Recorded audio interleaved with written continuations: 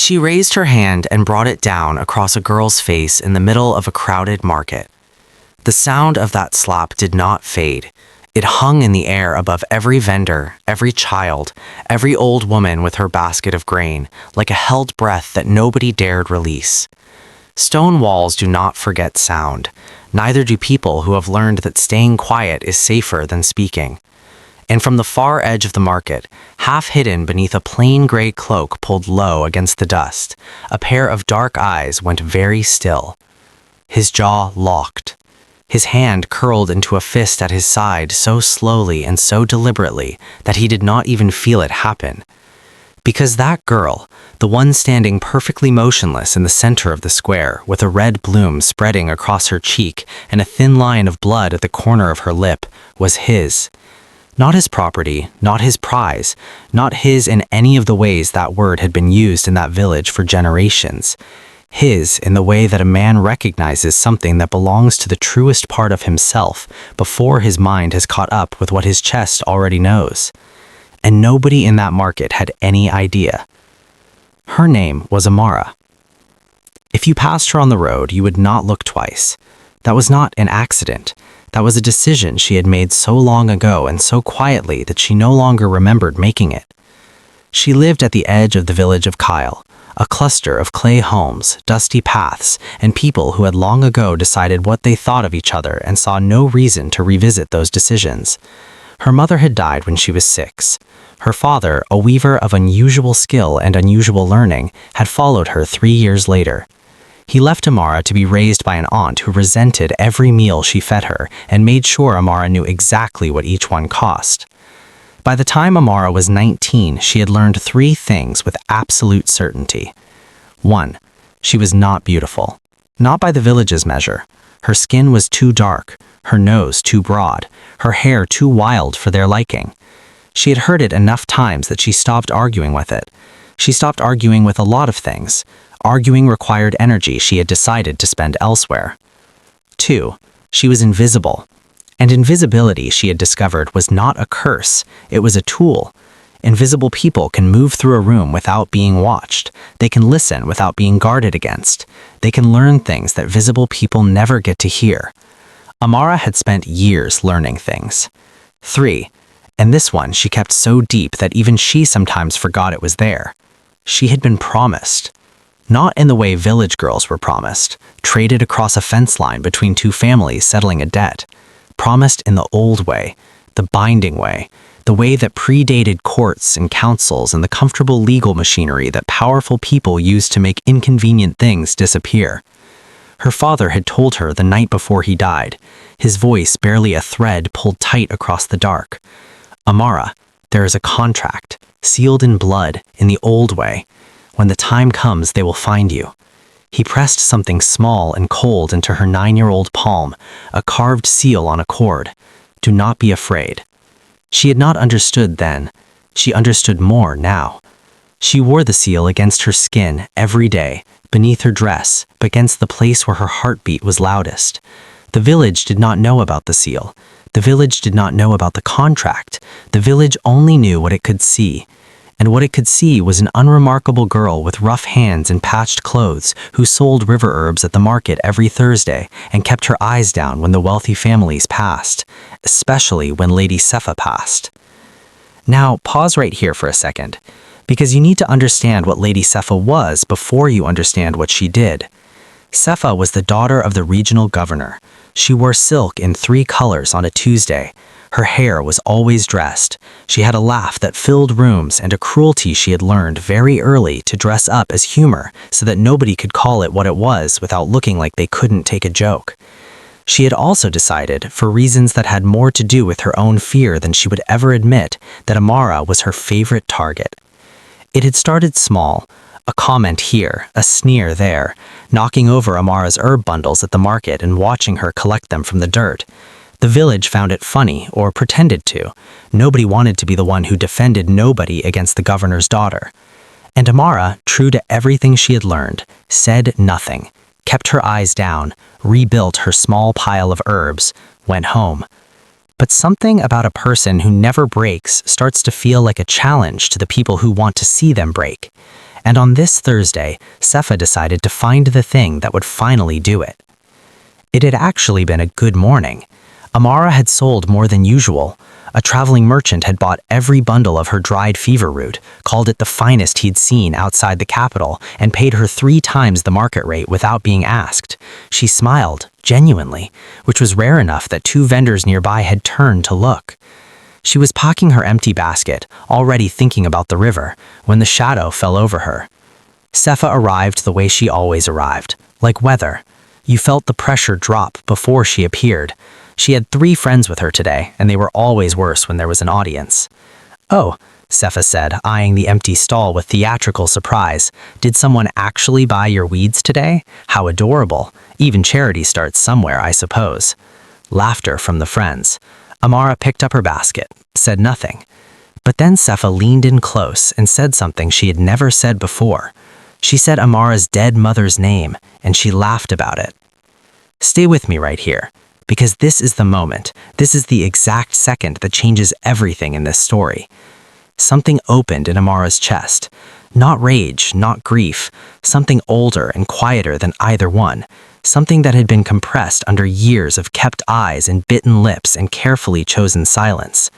She looked up. For the first time and longer than she could remember, she looked directly at Sepha. And Sepha, who had never once been looked at by someone she considered beneath her with anything but her fear or apology, felt something move through her chest that she would never in her life admit what it was. It was the specific cold of being truly seen by someone who was no longer afraid of you. She covered it the only way she knew how. Her hand came up and came down. The slap rang out like a stone dropped from a roof. Amara did not move, did not flinch, did not reach for her cheek, did not look away. She stood in the frozen market with the red print of 5 fingers across her face and a thin line of blood at the corner of her lip, and eyes still open and still steady and still looking at Sepha with a calm so complete it felt like the most devastating thing anyone in that square had ever witnessed. Not crying. She never cried. And from the far edge of the market, the man in the gray cloak took 1 step forward, then stopped himself. Not yet, he thought. His hands were shaking. Not yet. His name was Prince Cale Duran. Yes, the village was named after his family.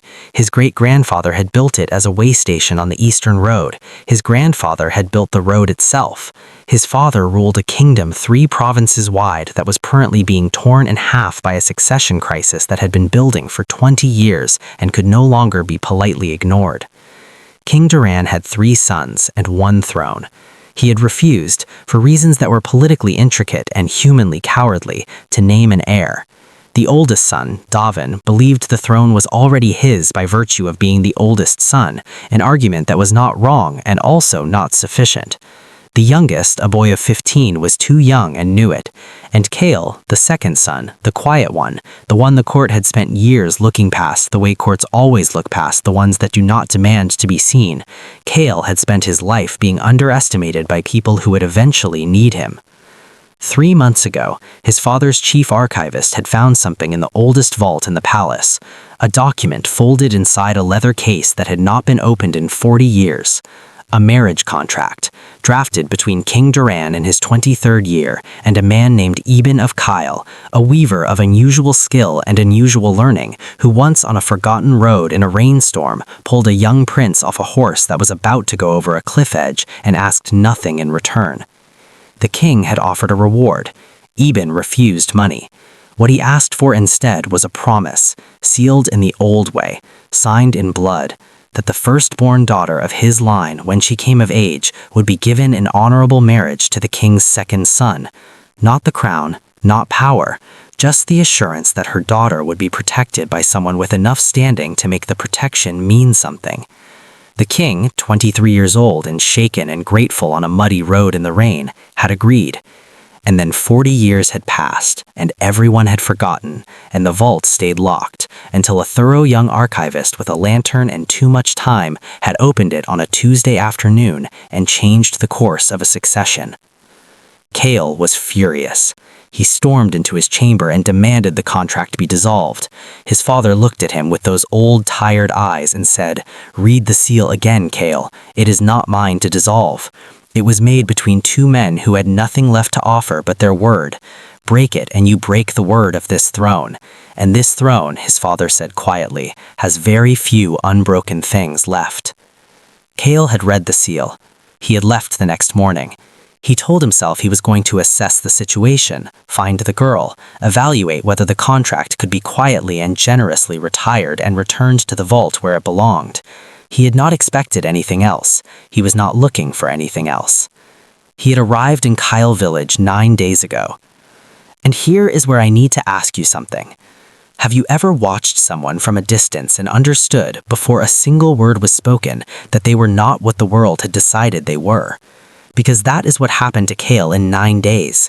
He watched her at the market, this girl who moved through the world like she was trying to take up as little space As possible, whose hands knew every herb by 3 different names, who slipped extra bundles to old women who were short on coin and looked away before they could thank her so they wouldn't have to feel the weight of needing help.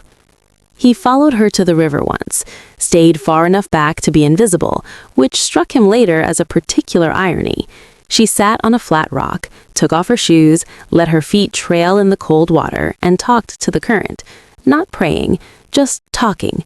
The quiet, comfortable way you talk to something you have known long enough that silence between you would feel wrong. He stood in the trees for longer than he should have. He told himself he was still assessing. He was lying to himself, and some part of him already knew it. And then the market, the slap, the blood, the eyes that did not break. Now. Enough. One word. Quiet. The way really certain power is always quiet, because it has never needed to be loud. It moved through the frozen market like a stone dropped into still water, every ripple reaching every edge. Everyone turned. The man in the gray cloak had pushed his hood back, and something happened in that square that Amara had never seen happen before in her 19 years in that village. Lady Sepha went pale. Not pink, not flushed. Pale, the color of unbleached cloth, because she had been to the regional capital twice for her father's official functions. She had stood in the great hall. She had seen the royal portraits lining the long corridor in their heavy frames. She knew that face. She started. Don't. His voice stayed quiet. Somehow that made it worse. Don't say a title in public from the same mouth you just used to do that in public. He walked through the parted crowd until he was standing beside Amara, not in front of her, beside her. "Are you hurt?" he asked her. She looked at him.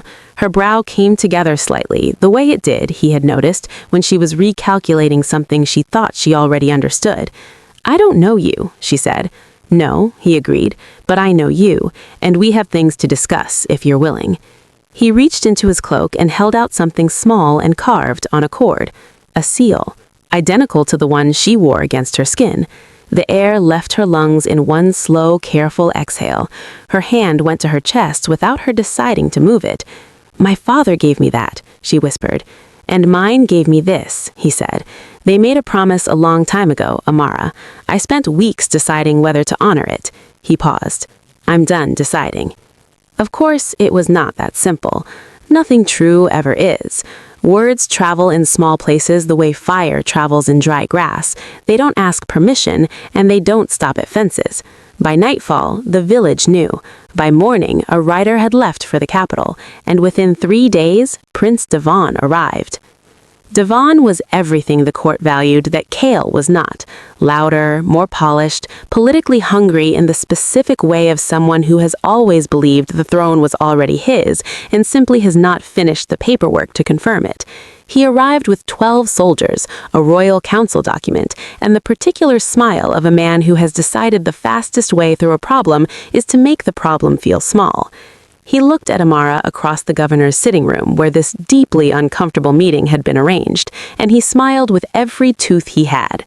"My brother has always had a romantic heart," he said smoothly. "But surely, my dear, you understand the practical realities. A village girl, a contract written on horseback 40 years ago, this will never survive a court challenge." "Which court?" Amara said. Devon blinked. "I beg your pardon?" "Which court?" she said again, the same way, calm, unhurried, the way you repeat yourself to someone who heard you perfectly well the first time he heard you. Because the contract was sealed under the right of living debt, that right doesn't fall under civil jurisdiction or royal council review. It falls under the Elder Compact, which predates the council by 200 years, and which explicitly cannot be reviewed, amended, or dissolved by any body the king himself sits on. So I'm asking specifically which court you intend to bring this to, so I can tell you exactly why that court cannot hear it. Silence. The kind of silence that has weight. "How do you know that?" Devon said slowly. His smile was gone. "My father was a weaver," Amara said. "But before he was a weaver, he was a scholar. He left me his books. I had a great many quiet years to read them." From the corner of the room, Cale was watching her. And there it was again, that thing growing in his chest that he still did not have precise words for, but was beginning to stop pretending he didn't recognize. "I want to stop here for a moment and ask you something directly. How many times in your life have you been the person in that room who knew the answer and said nothing because nobody expected you to know it? How many times have you made yourself smaller than you were to make other people more comfortable? Hold that thought, because this story is about to go somewhere that matters." That night, Cale found her on the river. She was on her rock, feet in the water, but she was not talking to the current tonight. She was waiting. He could tell by the stillness in her shoulders that she had known he would come. He sat beside her, not at a prince's distance, not at the formal distance that his entire life had trained him to maintain between himself and a very short list of people. Just beside her. The way you sit beside someone when you have decided distance is no longer something you are willing to use as a wall. For a long time, neither of them said anything. The river ran. The night insects found their rhythm. Then she said, without looking at him, "You don't have to do this. The contract binds your honor, not your heart. Those are different things." He thought about that for a while. "What if they weren't?" he said finally. "What if I let them be the same thing?" She looked at him then, really looked, the way she had looked at Sepha in the market, except entirely different, because this time there was no anger underneath it, only the careful measuring of someone who has been disappointed by people too many times to stop measuring altogether, but has not yet given up the possibility of being wrong. "You don't know me," she said. "I've been watching you for 9 days. That's not the same as knowing." "No," he agreed, "it isn't, but it is a beginning. And I think—" He stopped. "Tried again. The way you try again when you want to say something true and the first version wasn't true enough. I think you have spent a very long time being unseen by people who were never worth the effort of being seen. You learned to make yourself small, because small was what survived. And I think you are one of the least small people I have ever stood next to in my entire life." Something moved across her face, a door opening and closing so fast that if he had not been watching with the full attention of someone who had spent 9 days learning how she moved and what her silences meant, he would have missed it entirely. He did not miss it. "The contract gives us a frame," he quietly said. "What we build inside it is ours. It can be anything, it can be nothing, but I would like the chance to find out, if you would." She was quiet for a long time. The river ran. Then she lifted the cord from around her neck, held the seal out in her open palm in the space between them. He held his out beside it. 2 halves of one promise made by 2 men on a muddy, forgotten road in the rain 40 years ago by nothing more than the word of each, and the belief that a word given sincerely was the same as a contract signed in any court in the land. She closed her fingers around them both. "Don't make me regret this," she said. "I will spend however long I have making sure you don't," he said. Lady Sepha lost her position in village society 6 weeks later, not by royal decree, not by any official action, simply by the quiet withdrawal, one by one, of everyone who watched her cruelty and chose silence for long enough that the silence had curdled into something they no longer wanted to carry. Some silences have an expiration date. That one was past due for years. Prince Devon's legal challenge was dismissed in 12 minutes by the Elder Compact Tribunal. He left the village without saying goodbye to his brother or looking at Amara again. There was nothing left to say, and he was not a man who was comfortable with that particular kind of nothing. The king, when Kale sent word of everything that had happened, did not respond immediately. There was a silence of 4 days that Kale spent convincing himself to be patient and largely failing. Then a letter arrived, 3 sentences. Your grandfather would have liked her. I believe your father would have too. Come home when you are ready.